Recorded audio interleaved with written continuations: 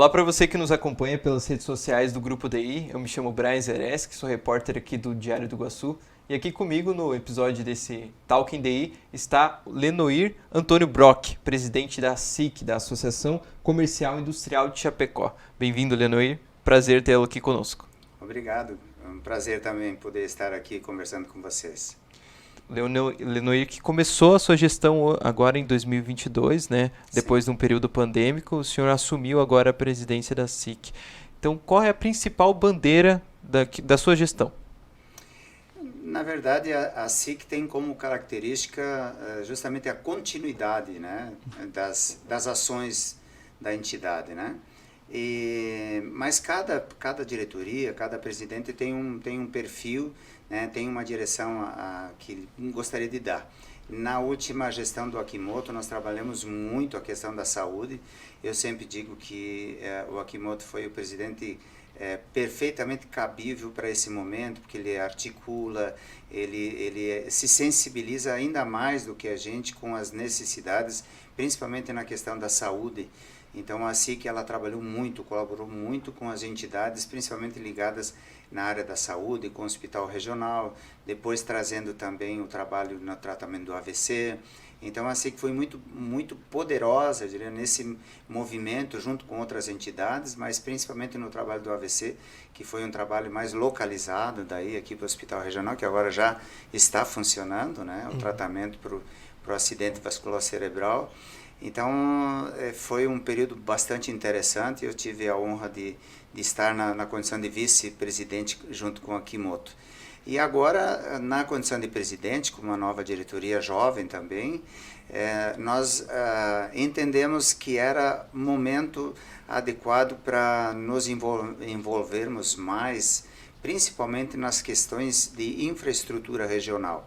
E aí nós nos envolvemos na questão da duplicação da 282, da BR-163, da 283, continuamos brigando pela melhoria do hospital regional, acompanhamos agora as obras de mudança, a reforma do nosso aeroporto.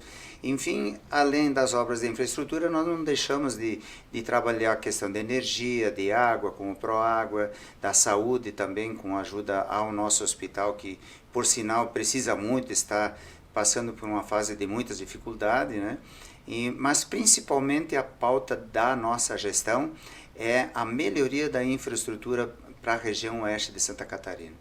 Então a palavra, acredito que seja retomada, né? Retomada do que ficou parado, do que ficou para trás nas obras, principalmente para o crescimento da nossa região, né? Eu diria que a gente focou sim um pouco mais nas questões das necessidades pessoais, né? Na necessidade de um cuidado maior com a saúde, e a gente estava de certa forma isolada com os bloqueios, não podia viajar, então a gente acabou não visitando muito a nossa capital, nem a federal nem a estadual.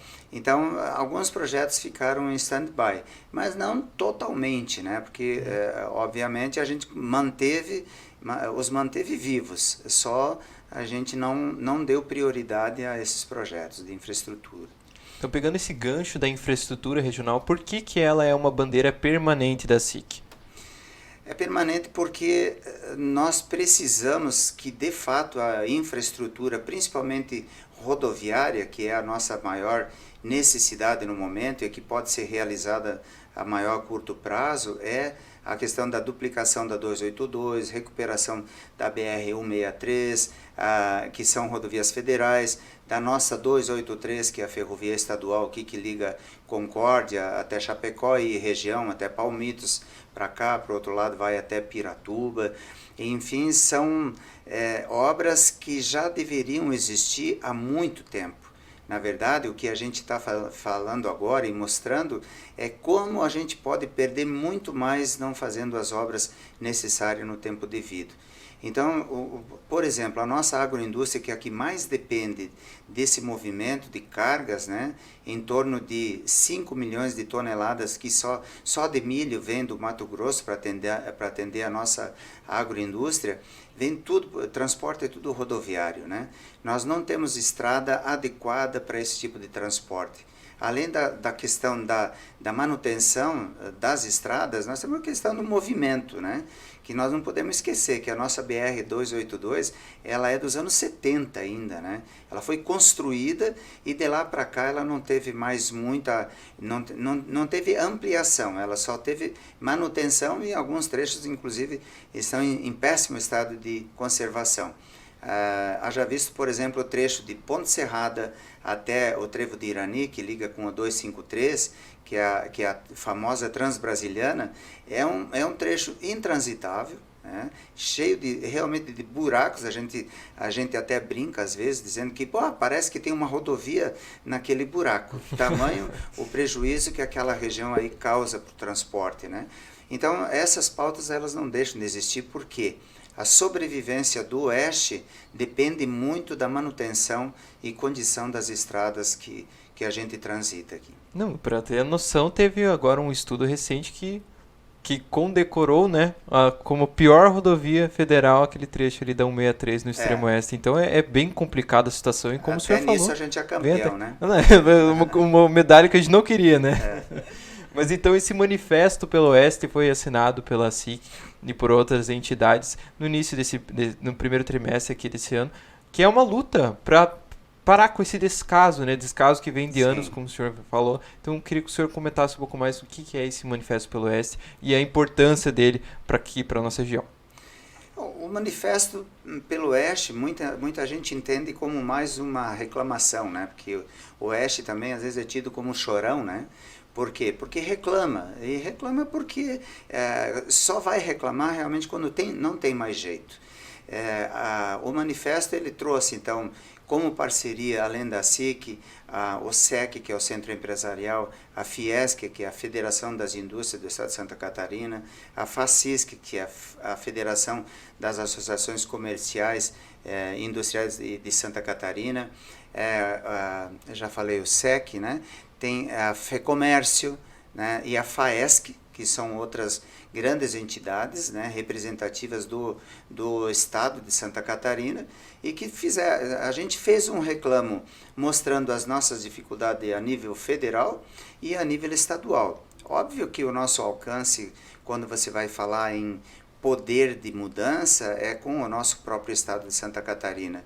E a gente teve algumas manifestações, inclusive de alguns deputados e tal, não vou dizer descontentes, mas por que vocês estão reclamando agora que a gente está justamente mudando, trazendo obras para a região? Bom, de fato, né, as obras ainda não começaram, e essa é uma das nossas grandes dúvidas, será quando é que vão terminar? Então, se você for pensar, a nossa 282 está intransitável, né? A nossa 283 aqui, que liga com Concórdia, tem trechos que estão em péssimo estado de conservação, longos trechos, né? E a questão do trânsito, muito caminhão, muito veículo, quer dizer, também é uma rodovia antiga e que não teve as adequações necessárias. Agora ela foi licitada em 3 ou 4 etapas. Eu sei que uma das licitações deu deserta, que chamam quando ninguém apresenta a proposta, né? E outras ainda não aconteceram em função da falta de licenciamento ambiental, porque o projeto talvez não adequou, realmente não preparou justamente a documentação ou a necessidade de talvez movimentação de terra ou até de remoção de alguma vegetação. Em função disso é que as coisas não andaram. Mas eu acho que o problema de não ter andado é falta de planejamento. Nós estamos aqui falando das realizações da nossa entidade e você perguntou o que vocês têm em mente pela frente. né? Então, quando a gente pensa no que vai fazer lá na frente, obviamente a gente tem que ter isso planejado. E é uma obrigação dos governos, sejam quais forem, em que tempo forem, deixarem um legado de planejamento antes de sair. Eu espero que agora aconteça isso, porque infelizmente a gente já está numa fase final de um governo. Eu espero que tudo esteja planejado para que quem entra depois saiba como continuar. Não retomar de novo do zero. Exatamente. Né? Porque a gente pode passar de reclamão, mas é um papel fiscalizatório que a SIC tem feito por conta disso. As rodovias estão intransitáveis e até algo que poderia nos auxiliar nesse aspecto, que são as ferrovias, não estão saindo do papel. Então, até essa ferrovia que ligaria Cascavel, interior do Paraná, aqui até o oeste do Catarinense, que pé que está essa situação? Vamos lá, ver essa fiscalização, né? Eu acho que a gente já pode daqui a pouco pensar em sair do futuro do pretérito, o famoso, né, da época que eu era estudante ainda, do poderia sair. Eu acredito sinceramente que esse ramal ele vai acontecer, né? É óbvio que a gente tem que ter uma noção do prazo, do tempo para desenvolvimento de projeto, estudos e depois a execução da obra em si, e a questão de prioridade. Esse ramal é de extrema necessidade justamente para diminuir o nosso transporte rodoviário, desafogar um pouco nossas rodovias, favorecer um transporte adequado com preço acessível para a nossa região, para melhorar a competitividade da nossa indústria antes que ela se mude daqui, porque uma das grandes bandeiras que a gente defende é vamos salvar a nossa agroindústria aqui no oeste catarinense. Por quê? Porque daqui a pouco, em função justamente dessa perda da capacidade de competição com indústrias de outras regiões, elas tenham que migrar, principalmente para o Mato Grosso do Sul. O Paraná hoje, para você ter uma ideia, já não é mais autossuficiente na produção de proteína vegetal, porque a gente aqui de Santa Catarina importava muito milho, né? E a nossa produção, a nossa necessidade foi aumentando e uma parte da nossa indústria já migrou para o Paraná e o próprio Paraná começou também a ver na agroindústria um bom negócio, se adequou a essa possibilidade e hoje é um grande consumidor, tanto que já importa um pouco do milho que consome do Mato Grosso. Então, hoje o Paraná já é o primeiro no Brasil em produção de frango, é o segundo em produção de carne suína, então nós ainda somos os primeiros em exportação de carne de frango, mas já na produção nós estamos em segundo lugar.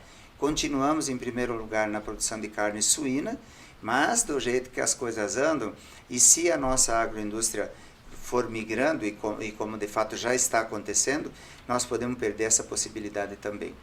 Então a gente precisa ser rápido. Em função disso, né, justamente para ter rapidez, a gente conseguiu juntar aqui a Associação Comercial Industrial, a Associação Brasileira de Proteína Animal, o Centro Empresarial de Chapecó, a Federação das Associações Comerciais e Industriais de Santa Catarina, a Federação da Agricultura de Santa Catarina, a Federação das Indústrias de Santa Catarina, a Organização das Cooperativas do Estado de Santa Catarina e o Sindicarne, que é o Sindicato de Carne de Santa Catarina também, e patrocinamos o estudo chama de EVTA, que é o estudo de viabilidade técnica, econômica e ambiental de um ramal ferroviário que ligaria Cascavel até Chapecó, ou aqui na região mais próxima possível. Por quê? Porque nós estamos importando 5 milhões de toneladas de milho já do Mato Grosso do Sul e do norte do Mato Grosso do Norte. Na verdade, a prioridade é a ligação de um ramal da ferrovia de fato, vindo de Maracaju, no Mato Grosso do Sul, passando no Paraná, obviamente, até Paranaguá, com um ramal que atenda Cascavel, um outro ramal que atenda Cascavel, Foz do Iguaçu, e ainda um quarto ramal terceiro ramal que atenderia Cascavel a Chapecó. Então, esse estudo já está pronto, já mostrou viabilidade econômica e técnica, né? Do ponto de vista ambiental, houve uma preocupação em desviar qualquer tipo de situação que dificultasse a implantação dessa ferrovia. Então a gente procurou convencer a empresa que faça o estudo de viabilidade, que ela não passe por áreas indígenas, áreas quilombolas, áreas onde haja comprometimento, remoção ou necessidade de retirada de vegetação nativa. Então houve esse cuidado.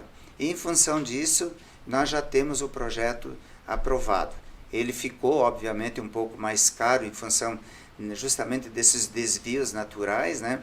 Mas ele já existe e está sendo entregue, inclusive no dia 10 de maio, nós teremos a comemoração dos 75 anos da ASIC, e nesse dia nós vamos comemorar o aniversário da entidade, presenteando as entidades que financiaram, o governo do estado do Paraná e as demais, inclusive a Associação Brasileira, aliás, a Associação Catarinense de Imprensa, né, que vai receber também uma cópia desse estudo que mostra a viabilidade técnica e ambiental para que a gente possa realmente, daqui para frente, sonhar de fato com esse ramal ferroviário. Então, presentão da SIC aí nos seus 75 anos de história para toda a população aqui do oeste de Santa Catarina, também, por que não dizer não, do estado, né?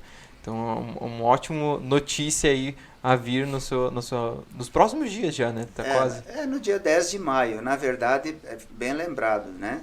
A SIC, de aniversário, faz mais um presente para a comunidade regional e houve envolvimento, obviamente, de todas essas entidades que eu falo, né? Hoje a SIC lidera esse processo, mas não sem esse apoio, né, de todas as entidades. Nós tivemos, inclusive, dentro da entidade a SIC, uma cotização do nosso núcleo de cooperativas, e foi esse núcleo de cooperativas que procurou o recurso e ajudou a financiar esse projeto na maior parte desse valor, que foi de R$100 mil. A FACISC, para você ter uma ideia, se cotizou juntando todas as associações empresariais da região. Então, as pequenas ajudaram com 1.000, as médias com 3.000 e as maiores com R$5 mil. Quer dizer, toda a região oeste está envolvida de alguma forma na produção desse estudo de viabilidade. Então, isso mostra quanto o oeste consegue se cooperar, consegue se associar quando a gente tem necessidade de um projeto desse nível, né? E a gente se surpreende, porque nós fomos para o Paraná agora, há 20 dias atrás, conversar em Pato Branco sobre esse ramal ferroviário. O sudoeste do Paraná quer que a gente participe junto com eles para brigar, de fato, por esse ramal. A oeste do Paraná também está muito envolvido. E agora a gente tem também o pessoal do Rio Grande do Sul, que percebeu esse movimento dessas entidades e está buscando um estudo para a implementação de estudo para estender esse ramal ferroviário pelo menos até Passo Fundo. Então, é o sul, né, se movimentando, o oeste de Santa Catarina, o norte do Paraná, o norte do Rio Grande do Sul e o sudoeste do Paraná se juntando para fazer com que essa obra de fato aconteça. E eu vou dizer assim, pena que a gente não fez isso antes. A gente devia ter feito isso já há 20 anos atrás, quem sabe nesse momento a gente até já tivesse a ferrovia. Eu concordo com o ditado que nunca é tarde para começar, mas nós perdemos já alguns líderes, e eu nunca esqueço de mencionar o nome do Sérgio Lansnaster, porque ele dizia sempre que ele gostaria de ouvir o apito do trem antes da morte. Infelizmente nós perdemos um grande líder, um lutador, uma pessoa que queria muito que acontecesse isso, mas ele infelizmente não pode estar aqui com a gente para ouvir o apito. E eu espero sinceramente, vou repetir aqui o que ele dizia, né? Espero sinceramente ouvir esse apito durante muitos anos ainda, antes de deixar essa terrinha. União faz a força, a SIC à frente, vamos embora, né, para melhorar a situação aqui para todo mundo. E vamos, talvez, aí ouvir um tchu-tchu em breve, né. Então, muito obrigado, Lenoir, por ter vindo aqui conosco, participado aqui do nosso Talking Day. Eu que agradeço, obrigado ao Diário do Iguaçu. Eu acho que A imprensa tem sido uma parceira importante para nós, rádio, televisão e jornal, quer dizer, toda a imprensa está conectada conosco nesse sonho, né? E sem vocês realmente fica mais difícil para a gente viabilizar. Eu acho que vocês conseguem sensibilizar tanto os nossos ouvintes, né, como também a classe política, a classe econômica, para que realmente essa obra aconteça, todas as obras aconteçam, né? Falando da saúde aqui, da necessidade que o nosso hospital regional tem, né, de como o Oeste precisa investir muito e como precisa valorizar o que faz o nosso hospital regional. Mais de 95%, perto de 97% dos atendimentos são SUS, né? Quer dizer, a nossa comunidade regional tem um atendimento gratuito, né? O hospital tem uma necessidade urgente de implementação de receita e a gente está toda hora se cotizando, fazendo campanhas, esperando que o governo do estado e o governo federal entendam essa Casa da Saúde como uma necessidade para todo o grande oeste catarinense. Então, são diversas necessidades e vocês são fundamentais para nos ajudar que essas coisas de fato aconteçam. Muito obrigado. Nós que agradecemos a participação, mais um ponto essencial que é a saúde, né? Podemos marcar para um próximo, né, Talk Day, só vim falar, porque daí é muito pano para manga também, mas acredito que esse episódio foi muito esclarecedor também para apresentar os planos dessa nova gestão, dizer que vai ser retomado e em breve esses novos planos aí que vão ser concretizar. Obrigado, então, Lenoir. Obrigado a todos que nos acompanharam de casa. Não esquece de seguir nossas redes sociais e até a próxima.